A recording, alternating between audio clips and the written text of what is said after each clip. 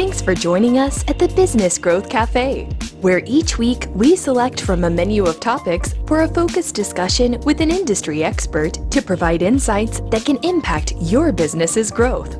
With your host, Angelo Ponzi. Hi, I'm Angelo Ponzi, your host here at the Business Growth Cafe, and thank you for joining us. Today I'm going to talk about apples. Now, I know the first thing that popped into your mind is Apple, right? If you're a loyalist like myself, it's iPhones, iWatches, iPads, iPods, Macs, Steve Jobs, Wozniak, etc., etc., etc. Well, not that Apple. We're not going to talk about that Apple today. We're going to talk about the apple that says, eat an apple a day to keep the doctor away. Or rather, maybe your competition. I know you're a little confused, but stick with me. I'm going someplace with this. So the big question is, before we talk about the apples I want to talk about, let's talk about apples. Do you know that there are 2,500 varieties of apples grown in the United States? I had no idea. 7,500 varieties of apples are grown throughout the world, but only 100 varieties of apples are grown commercially in the United States. Red Delicious, Gala, Fuji, Granny Smith, my favorite by the way. I'll take a Granny Smith over anyone. Honey Crisp, I was introduced to that last year. I'd never thought about a Honey Crisp. I see them in the grocery stores, but I never really would pick one up. Crisp Pink, Golden Delicious. The most common actually in the world are Red Delicious, Gala, Granny Smith, again my favorite. Golden Delicious, Lady Baldwin, never heard of a Lady Baldwin unless it's Alex's wife. Macintosh, Honeycrisp, Fuji, and a Cortland. Anybody know what a Cortland is? If you do, text me because I have no idea what a Cortland is. Oh, Paul the engineer raises his hand. He knows what a Cortland is. I'm going to ask him when this is over. Well, I'm not going to talk about those kinds of apples either. But imagine you're a CEO, a CMO like myself, a CRO, at a new assignment and your job is to market an apple. Think about it. The competition, the segmentation on taste. Is it sweet? Is it tart?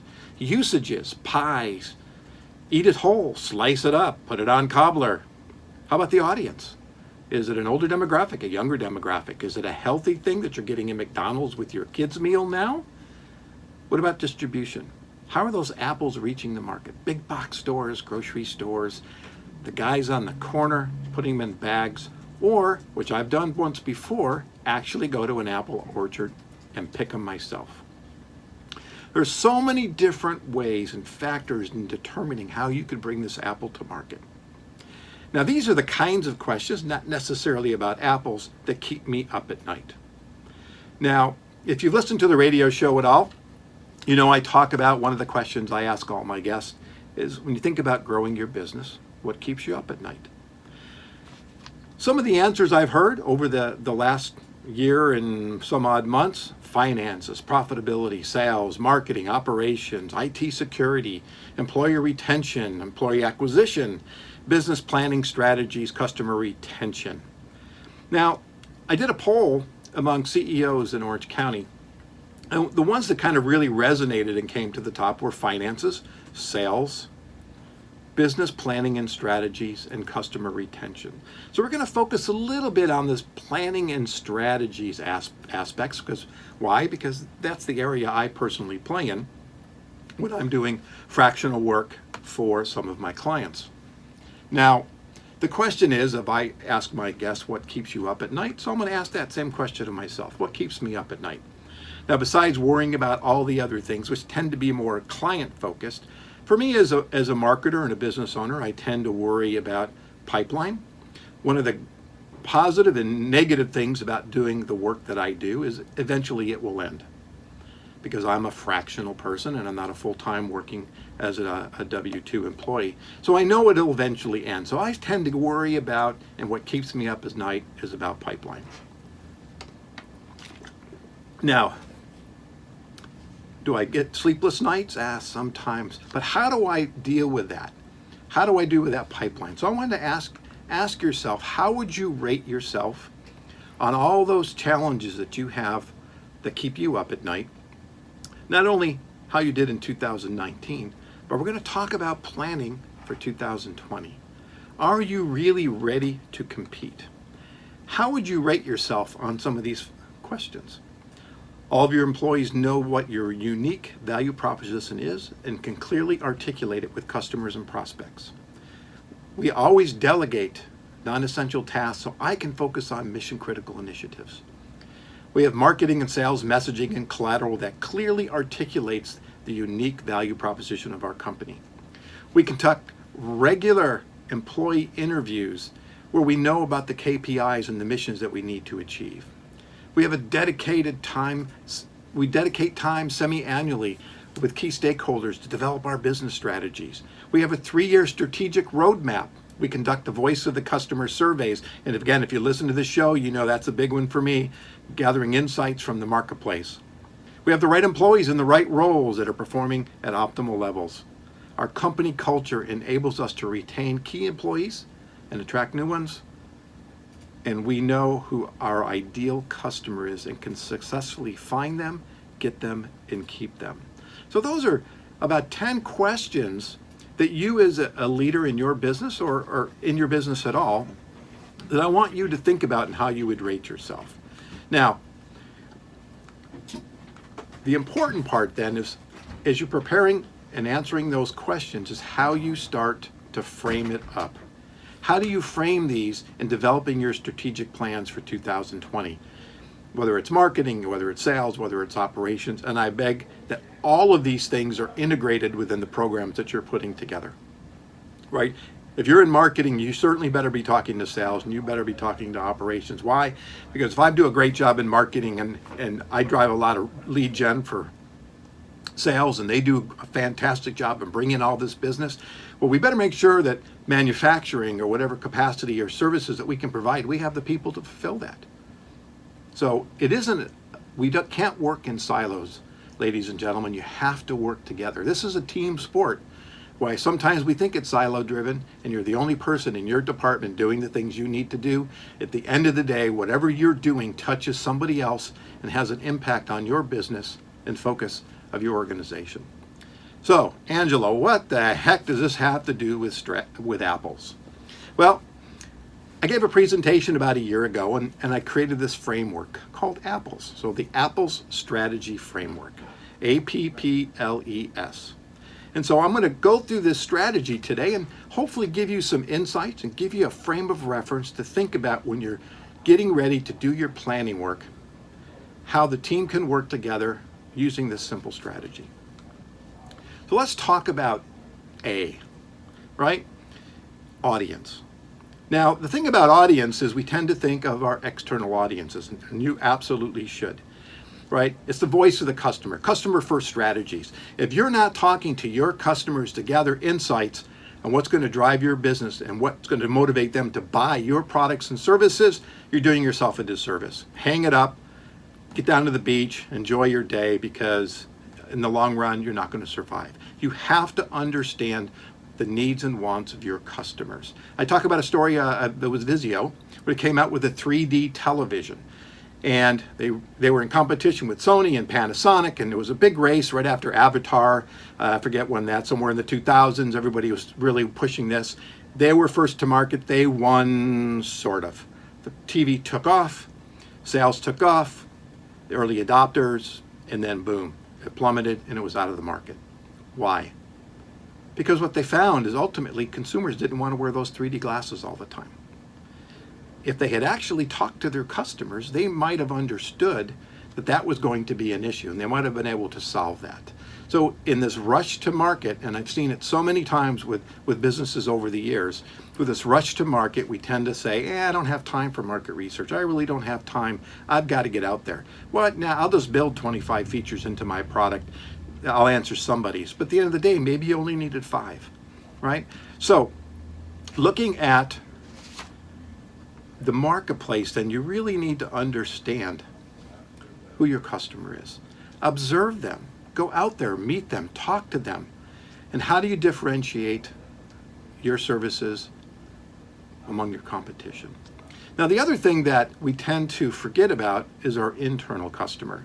Now, it's a real bugaboo for me that companies that do not talk about their internal customer. Because why? Because that's your employees. Your employees have to understand what's going on in the marketplace and what's going on with your organization, because they are your brand ambassadors. They are the ones that are going to be out there talking about you. And if they have no idea what's going on, sometimes things can go wrong. Back to what I said, if manufacturing doesn't know that marketing's got a big initiative on today, then potentially that's not being addressed, right? And maybe things aren't getting done because they don't know and prepared for all of this. So there's got to be those kinds of conversations. Now, how do you collect some of this customer information? It could be customer interviews, could be on-site customer reviews, could be quantitative studies, could be qualitative studies, it could be your live chats that you're doing and collecting that information, social media behavior, website behaviors, recorded data, online reviews, off-site surveys, net promoter scores, emails. There's so many different ways that you can collect information from your customers and to use that information in developing a program. Now, I talked about employees, and I think that's, again, I want to reiterate that it's so important that you have the culture, and we'll talk about culture in a second, that your employees feel part of the organization, that they understand and can buy in and support and be very strong about what the company's goals and missions are and the value propositions and what you're trying to achieve. Just because they're in accounting doesn't mean they don't need to understand the overall vision of the company.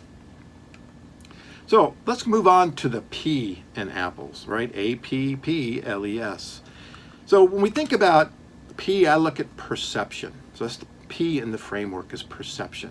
Now, as you're on your road to growth, and there's a lot of twists and turns, whether you're in marketing and sales, there's a lot of off-ramps in this road to growth. And there's a lot of outside things that can impact you. Competition, technology, the economy, politics can all have an impact on how you're perceived by your customers, by your competitors in the marketplace, but also how you want to be perceived from internally within your organization. So perception is really important. I just finished a survey with one of my new clients and talking to some of their stakeholders, and I asked, what is the perception you hold in the mind of your customers?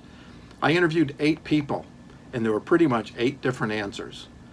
So you've got to be in alignment as well as you're working towards your framework. So if you understand how you're perceived and how you want to be perceived, it can really help you in shaping your strategies and your messaging. And of course, the company culture. As I said, culture is so important because culture can make or break an organization, right? There's I think a statement I had here before was mission plus vision plus values equals culture. And who's in charge of culture? Everybody, but it starts at the top and needs to be driven down. So again, company culture and that perception of who we are and who we want to be and how we're perceived is so important, and that is the first P in Apples. The second P is product, or in parentheses, service. Now, I like to ask this question, and I find it interesting that a lot of people just can't figure out how to answer it. But the question is, what business are you in? What do you do for your customers? What value do you deliver to separate you from somebody else? But if you really just step back and say, what business are you in? Right? I'm a fractional chief marketing officer, but I'm not really in the marketing business. I'm in the business of, for me, helping businesses achieve their long-term goals, both personally and from a professional level. How we get there? I come at it from a marketing standpoint, but overall business, and I understand in working with all the various other departments. My goal is not, in my business, is not to create a website or do something tactically or just learn about the competition. Right? It's all these things that build the foundation to achieve that goal. So I tend to read these because I think it really is a good example when I want you to think about what business you're in. The CEO of Black & Decker once said, people don't go to a DIY store because they need one of our drills.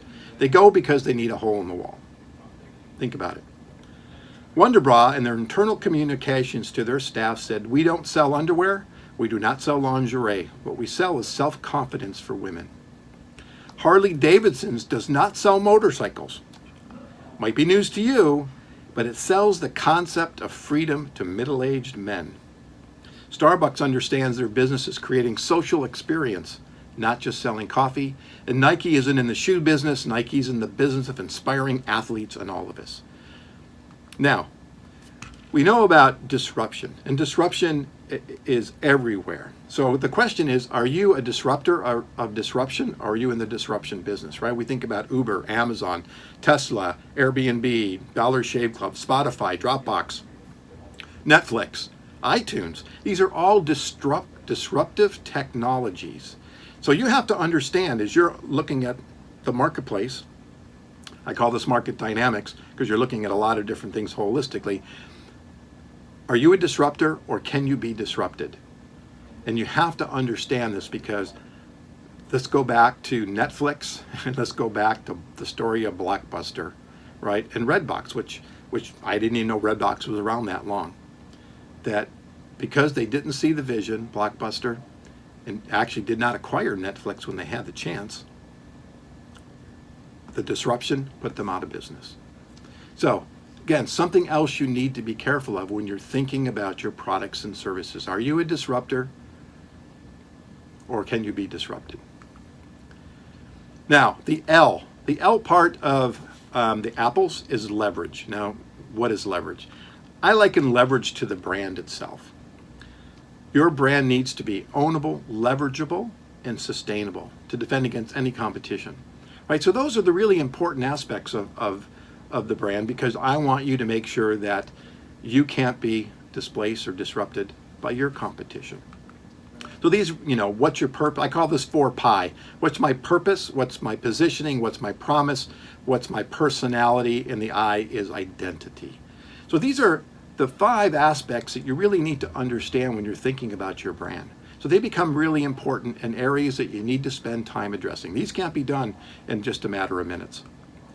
Now, the E in Apple is engagement. So what is engagement? I'm going to go to sales. And I like to look at these 3 buckets: sell more, sell for more, and sell to more, right?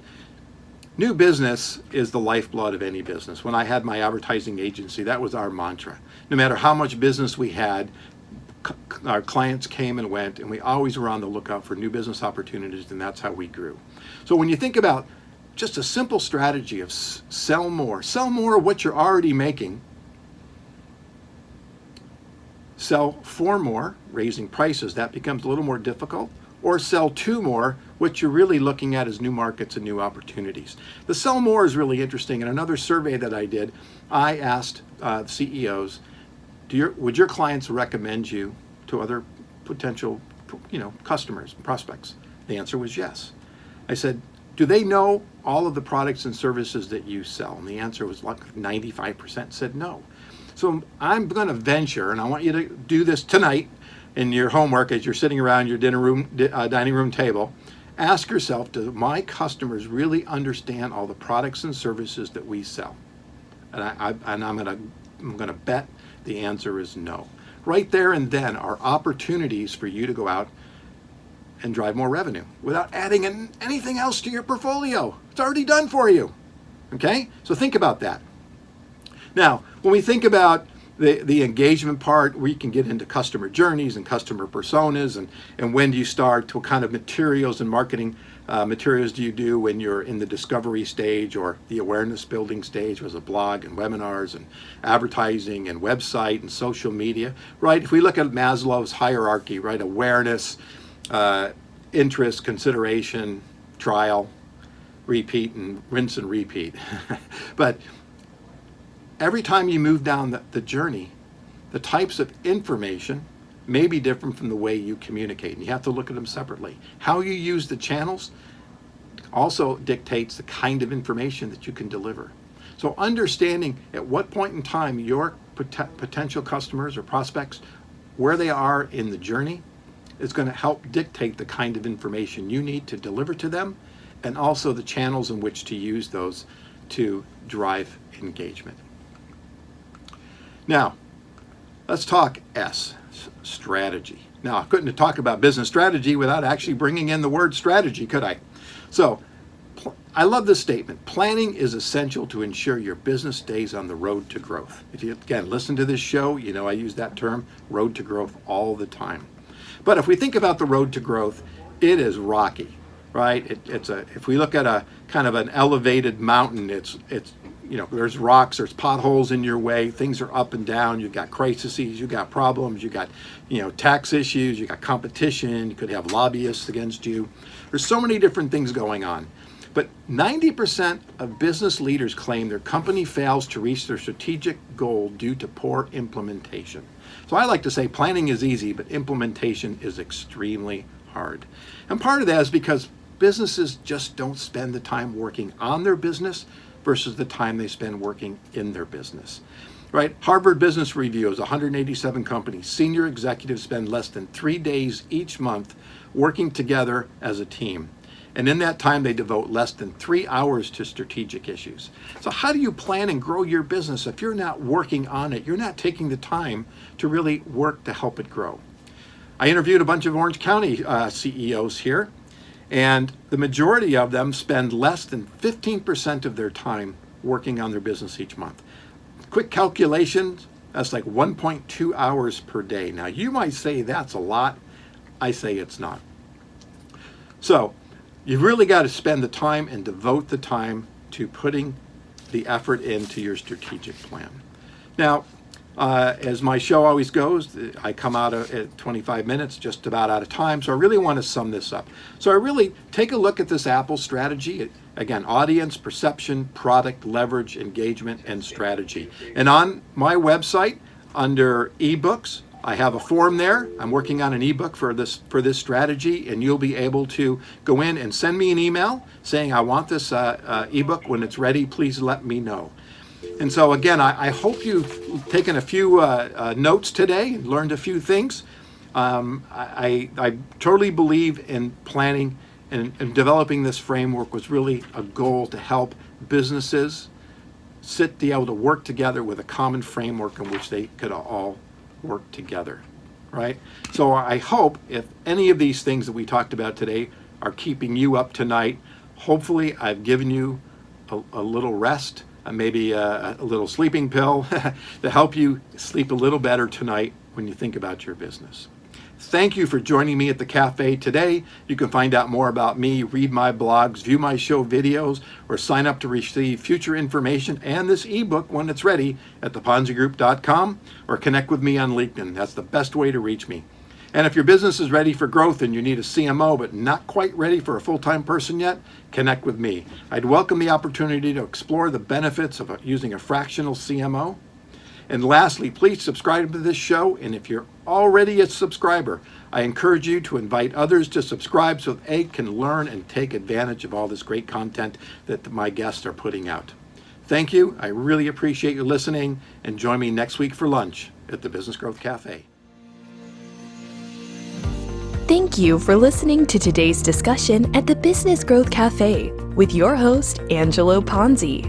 Take a moment to subscribe to this podcast and visit our website at www.businessgrowthcafe.com. Read Angelo Ponzi's blogs at www.theponzigroup.com.